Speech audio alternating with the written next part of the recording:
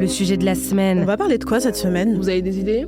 Ultra cringe. On peut dire que c'est vraiment nul ou pas ? Elle a osé. Le sujet du jour était pour nous incontournable. On va parler du meurtre de Nahel. J'ai envie en introduction, pour vous expliquer exactement de quoi on va parler, d'abord de poser une question à mes co-animatrices, Audrey et Kumbis. Audrey, d'après toi, dis-moi, à quoi sont dues les émeutes ? Dis-moi une raison. Parce qu'il y en a évidemment plein. La première qui te vient en tête. Le racisme, la police, mais d'accord. Le racisme systémique, évidemment. L'impunité de la police, l'opacité. Oui, moi je dirais les violences policières, mais aussi le fait que les banlieues sont maltraitées en fait. Absolument. Moi je dirais la maltraitance du coup. Moi aussi je l'avais noté, l'abandon de politique sociale et culturelle dans les cités. Il se dit beaucoup sur les réseaux sociaux que les cités sont noyées d'argent public. Or c'est faux, mais à tout point de vue, c'est des déserts médicaux, il n'y a pas du tout de structure. D'ailleurs, un mec a fait une chronique sur BFM. Oui, que j'ai vu. Ah ouais, très bien. Et pareil, comme c'est un gars qui est genre vraiment pas spécialement de gauche, oui, et même lui, ça. il en a marre, fact à fact. Il débunkait tous les idées. En fait, parce qu'on parle beaucoup, en fait, dès qu'on parle d'étrangers, tout le temps, il ramène tout à la CAF, tout ça. Et il a prouvé, en fait, que non, en fait, les gens de banlieue touchent beaucoup moins d'aide que le reste de la société française, quoi. Donc, voilà. Et notamment, bref, pour plein de raisons. Mais parce que c'est des endroits où t'es moins au courant de comment tu peux faire tes démarches administratives, où t'es moins aidé, donc bref. Mais bon, ça c'est ce que nous on pense là globalement, alors qu'on n'est même pas élu, aucune de vous n'est élu. Et notre président, qui est aidé de cabinet, de sociologues, d'historiens, et bien pour lui, la raison des émeutes, ce sont les mamans qui ne font pas rentrer leurs gosses. Ce qui pour moi est fou, parce qu'il y a beaucoup de familles monoparentales précaires où les parents restent travailler tard pour s'occuper des gosses, des riches ailleurs, pour travailler où ils peuvent pas être là tout le temps pour tenir les gamins. Si t'as pas d'activité culturelle, bah évidemment que la rue ça devient un lieu de socialisation dans lequel tu vas retrouver tes copains et tes copines. En plus, remettre la faute sur les darons, moi je trouve que c'est encore placer les femmes dans leur seul rôle maternel et les essentialiser. Et du coup, j'avais juste, je sais pas si vous avez vu passer le mème, et je me disais, quand bien même on serait dans un monde fou où on pense que les parents sont tenus responsables de ce que font leurs enfants, alors je me demande qu'ont fait les parents suivants. Où étaient Zemmour quand son fils a causé un accident en voiture sous cocaïne? Mais qu'a fait Morano pour que son fils ait été arrêté avec de la coke? Mais Pécresse a-t-elle si mal éduqué son fils au point qu'il avait de la cocaïne sur lui? Et Dupond-Moretti, mais quels parents irresponsables pour que son fils ait été placé en garde à vue pour violence conjugale? Bref, faut pas stigmatiser certains parents attisés par rapport à d'autres blancs qui ne sont pas tenus responsables des actions de leurs enfants et qui font autant, voire plus de dommages. Autre piste logique, selon le président de la République, les réseaux sociaux. TikTok, Snap seraient des lieux pour se donner rendez-vous. Bon, c'est plus ou moins vrai. Et enfin, dernier, que moi j'avais pas vu venir, tellement je trouvais que c'était une excuse un peu genre années 90, les jeux vidéo. Et oui, les émeutes, c'est à cause des jeux vidéo. Fin de l'intro, je laisse Audrey prendre le relais. Oui, c'est absurde, mais c'est la vérité, c'est vraiment ce que Macron a dit. Ce n'est pas le racisme systémique, ce ne sont pas les politiques racistes du gouvernement, ni les violences policières, l'impunité des forces de l'ordre, qui poussent les minorisés et les minorités à vouloir mettre le feu, mais c'est World of Warcraft et GTA, bien sûr. Alors, il a dit: les plateformes et les réseaux sociaux jouent un rôle considérable dans les mouvements des derniers jours. Ensuite, il a enchaîné en disant: nous avons vu sur plusieurs d'entre elles, Snapchat, TikTok et plusieurs autres, à la fois l'organisation de rassemblements violents se faire, mais une forme de mimétisme de la violence, ce qui, chez les plus jeunes, conduit à une forme de sortie du réel. Et on a le sentiment parfois que certains d'entre eux vivent dans la rue les jeux vidéo qui les ont intoxiqués. Donc, comme tu le dis, on se croirait dans les années 90. Alors, n'en déplaise à Macron, il y a plusieurs études qui ont démenti cette théorie. Il y a plein d'études qui n'ont pas réussi en fait à établir un lien de causalité entre le fait de jouer à des jeux vidéo et la violence dans le monde réel.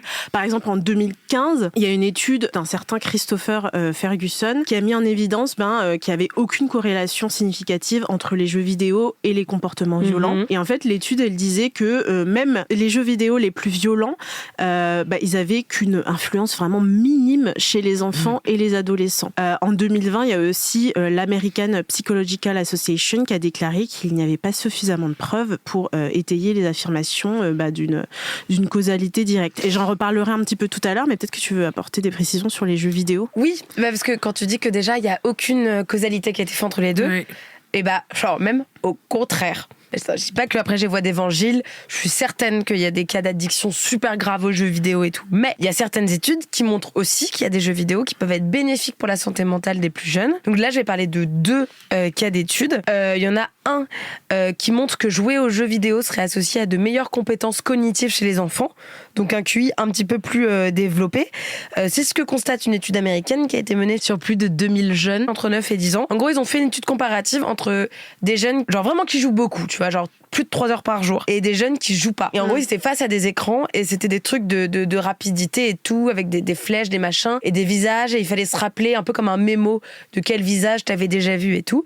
Et bah, pour les jeunes qui jouent plus de 3 heures, il y avait des meilleurs résultats, forts en plus, à ces tests de mémoire et de réflexe. Et ils avaient plein d'électrodes sur eux, et ça montre que les cerveaux des joueurs qui jouaient le plus présentaient davantage d'activité dans les zones du cerveau associées à l'attention et à la mémoire. Et il suggère que les jeux vidéo pourraient être un meilleur usage de temps d'écran que regarder des vidéos sur YouTube. En gros, c'est-à-dire que quitte à choisir, si on n'est plus dans le délire un peu classiste de ce qui sert vraiment, c'est les livres ou faire de la course à pied, si on parle de trucs un peu divertissants, même tout le monde s'accorde par contre sur le fait que jouer à un jeu vidéo sera toujours mieux pour ton cerveau que être passif devant une vidéo. Okay. Voilà. So facts are facts. Et la deuxième étude qui a été menée par l'OMS, par l'Organisation mondiale de la santé, en 2018, elle reconnaît donc l'addiction des jeux vidéo comme une maladie mentale. Mais du coup, à ce moment-là, il y a d'autres chercheurs de l'université d'Oxford qui, eux, ont trouvé une corrélation entre ces jeux et le bien-être. Elle a été menée pendant le confinement, donc qui est peut-être un moment assez spécial. Donc moi, j'attends aussi d'autres études, mais je suis sûre qu'ils auront lieu plus tard. À ce moment-là, quand on était coupé de tout, il y a des enfants qui sont rentrés dans des dépressions hyper sévères et tout. Ils pouvaient pas jouer dehors. Et donc, tu as eu des jeux comme Animal Crossing sur Nintendo ou Plants and Zombies sur Electronic Arts avec des graphiques, c'est vrai, hyper... J'en fais ça sous une baumeuse, hyper punchy, hyper coloré. Et qui conclut que jouer à ces jeux vidéo était meilleur pour leur santé mentale. Ils se disaient plus heureux et parlaient de manière massive par rapport à ceux qui ne jouaient pas. Ok, donc prends ça dans les dents, Macron. Mais moi, je me demandais du coup d'où venait cette théorie selon laquelle les jeux vidéo incitent à la violence. Parce que vraiment, pour moi, c'est une théorie assez dépassée. On l'a vu avec les études qui prouvent le contraire. J'ai fait mes petites recherches et l'une des raisons pour lesquelles certaines personnes pensent que les jeux vidéo causent la violence, c'est que on a l'impression qu'il y a une corrélation entre les deux. Donc, je l'ai dit tout à l'heure, même si c'est faux. Et en fait, il y a des études qui ont prouvé que à court terme, il pouvait y avoir une augmentation des comportements agressifs. Les joueurs pouvaient ressentir une certaine excitation accrue et quelques pensées agressives juste après avoir joué, mais il n'y avait pas d'effet en fait à long terme. Il n'y a aucune étude à long terme qui a réussi à établir un lien de causalité entre le fait de jouer aux jeux vidéo et de s'adonner à la violence dans le monde réel à long terme, quoi. Par contre, ce qui a été prouvé, c'est qu'il y a d'autres facteurs comme par exemple une agressivité préexistante, l'environnement familial, la santé mentale, l'injustice, les discriminations. Ça joue un vrai rôle, en fait, un rôle important dans la détermination de comportements violents. Et il y a aussi une autre raison pour laquelle on croit à cette théorie farfelue, c'est ce qu'on appelle la preuve anecdotique. En fait, c'est parce qu'il y a eu plein de cas en fait hyper médiatisés où il y avait des auteurs d'actes violents et quand on a fouillé dans leur passé, en fait, on s'est rendu compte que ces auteurs d'actes violents, ils étaient connus pour jouer à des jeux vidéo. Et donc, on a direct fait le lien. Jeux vidéo égale violence. Et en fait, c'est juste des incidents isolés qui donnent l'impression qu'il y a une relation directe entre les jeux vidéo et la violence. Mais dans les faits, en fait, il y a des millions de personnes qui jouent aux jeux vidéo, à Animal Crossing, et qui n'ont pas de comportement violent. Moi, je jouais très fort quand j'étais petite. Ah ouais, t'es vraiment? Ouais, Rayman. C'est quoi? Rayman, c'était un petit bonhomme jaune qui, mais encore maintenant, qui jouait, qui allait dans des mondes. Il y avait aussi Crash Bandicoot, c'était un petit renard qui conduisait. Ah non, vous jouez pas. Si, je connais. Je t'écoute juste attentivement. Ah oui, il y avait aussi School Monkey. Je suis une fan de jeux vidéo. Il y a Sims aussi. Ouais, j'avais vraiment mon cahier avec tout. Et donc, Kumbi, c'est-tu devenue violente à cause de... Non, mais moi, je pense en fait qu'on cherche toujours un bouc émissaire en fait. Si ça n'avait pas été les jeux vidéo, ça aurait été le rap, ça aurait été les films. Donc moi, je pense que non. Il y a des effets négatifs dans les jeux vidéo, comme par exemple l'hypersexualisation des femmes, du corps des femmes, le fait que les femmes dans les jeux vidéo sont représentées de manière hypersexuelle avec des gros seins, une très fine taille, ou même quand elles se battent en petites culottes, tout ça c'est vraiment un côté négatif des jeux vidéo. Mais je pense que la violence n'en est pas un. Bah ouais, en fait, les gens, j'ai l'impression qu'ils simplifient des questions qui sont beaucoup plus complexes que ça, et ils oublient tous les autres facteurs, comme je disais tout à l'heure, la santé mentale, juste le fait de vivre des injustices à longueur de de journée, c'est peut-être ça aussi qui donne envie de tout cramer, quoi. Et dire que les jeux vidéo causent la violence, pour moi, c'est assez absurde. Surtout que, comme tu le disais, il y a plein de genres dans les jeux vidéo. Il y a des jeux de réflexion, il y a des simulations, il y a du sport, il y a des jeux de stratégie.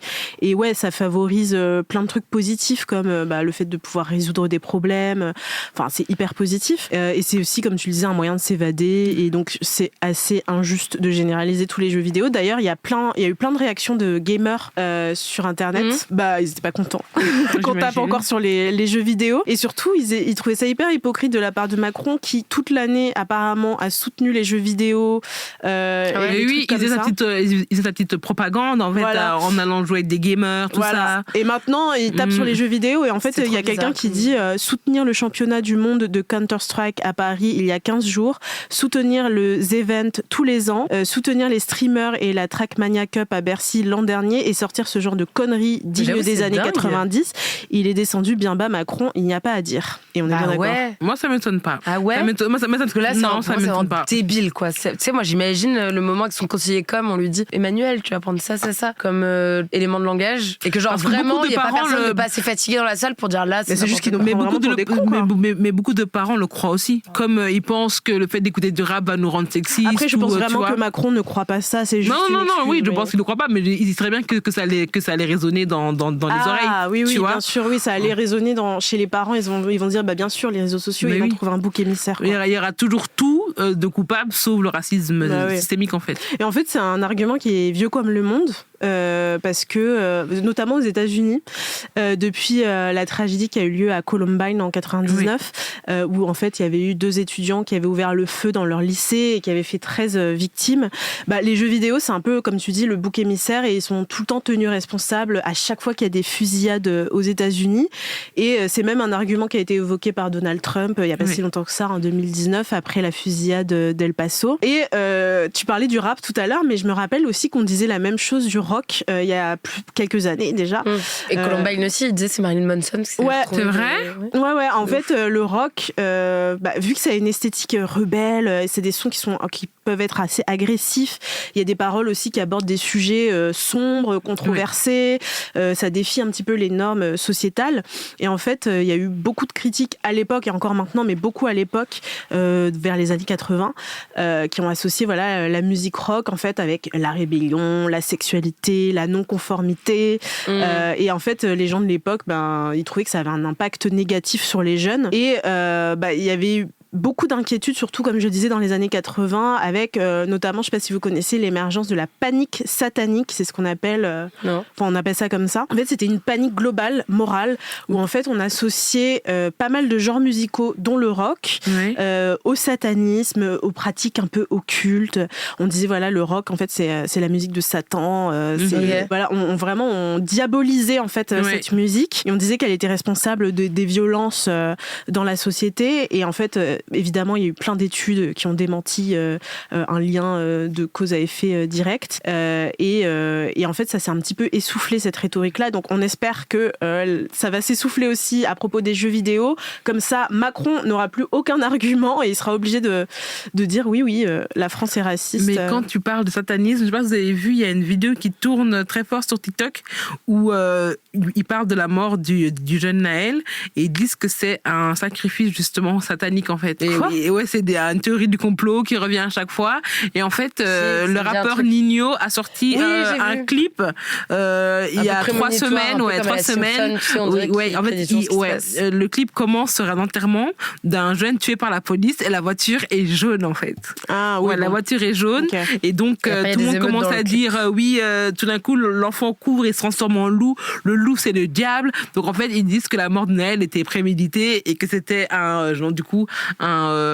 sacrifice satanique pour réussir, parce qu'on sait que certains pensent que les gens sacrifient des enfants et tout ça au diable pour réussir et pour juste lui donner du sang.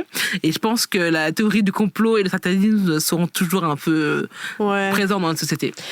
Franchement, il n'y a pas besoin d'avoir de théorie satanique pour voir que on tue les jeunes racisés dans la rue, en toute impunité, quoi. Je veux dire, il n'y a pas trop de prédictions. Il n'y a même pas besoin de ça, en fait. pour moi, c'est même pas une prédiction, c'est juste la réalité. Et juste un jeune qui est tué par les policiers, ça arrive bien trop souvent, quoi. D'ailleurs, je suis un photojournaliste qui s'appelle Ricardo Parreira sur Twitter et il est spécialisé sur l'extrême droite. Et en fait, il répertorie tous les mouvements et tous les signes nazis, néo-nazis, suprémacistes blancs. Et ces derniers temps, il nous poste beaucoup de photos de policiers en manif et en service avec des écussons ou des tatouages néo-nazis. Et il n'y a pas que la croix gammée, il y en a plein. D'ailleurs, il y a l'index extrême. Et donc, c'est hyper intéressant. C'est un site qui répertorie tous les signes et tous les tatouages des racistes blancs, en fait. Comme par exemple, moi, je savais pas, il y a le 88, il y a le 14, il y a plein de trucs comme ça. Voilà. Je voulais juste dire qu'en fait, au début du mois de juin, en fait, il y avait une jeune femme qui était à bord d'une voiture dans laquelle un chauffeur a refusé en fait de se soumettre à un contrôle de police à Grenoble. Et en fait, la passagère a été tuée. Elle avait 18 ans. Et donc, ça s'est passé à Grenoble. Et je voulais aussi dire que le jeune qui a été tué il y a 15 jours, il s'appelle Aloussen Camara. Il a été tué à Angoulême.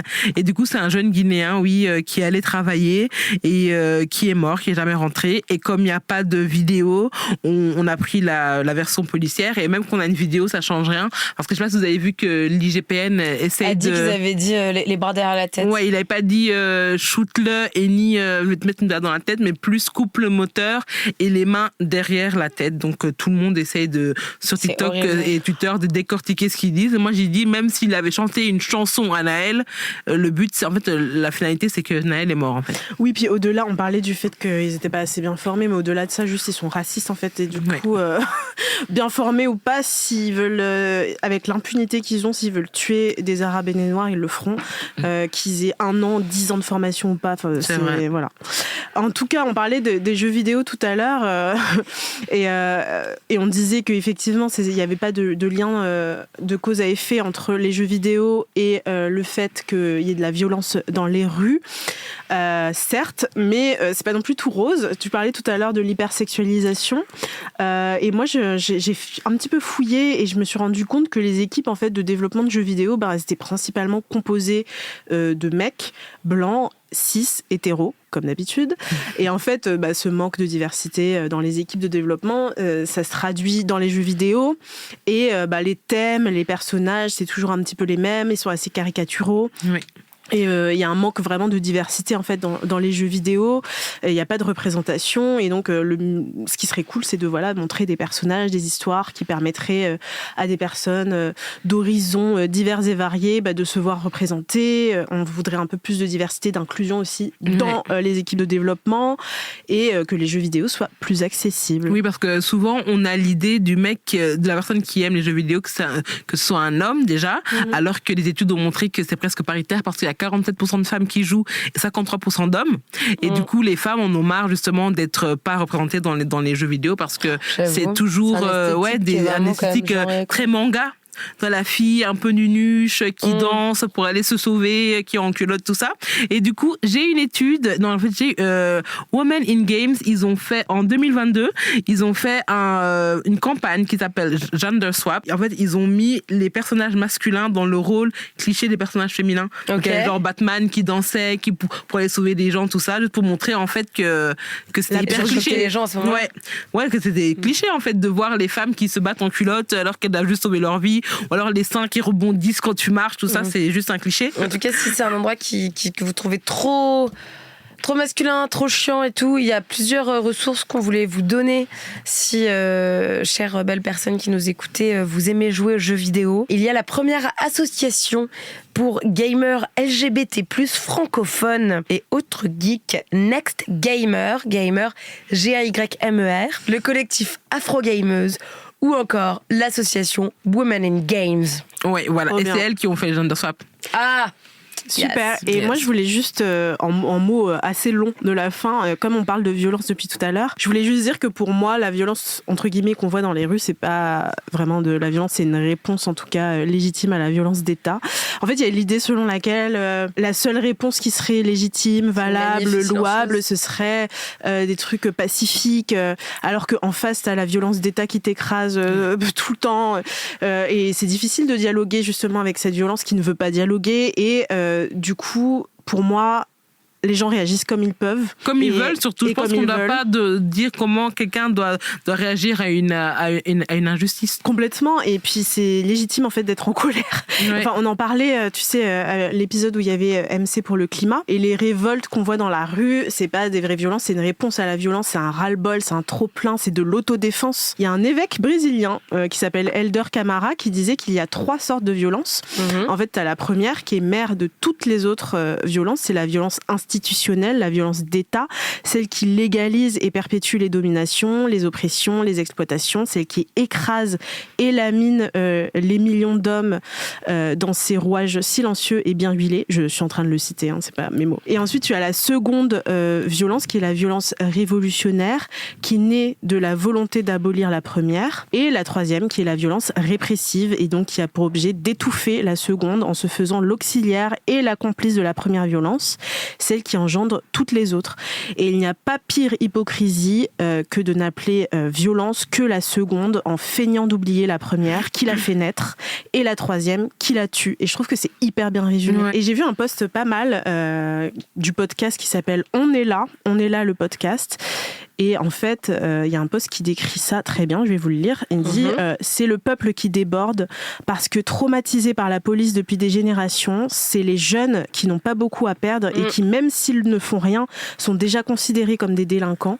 C'est l'espoir de tout casser pour tout reconstruire.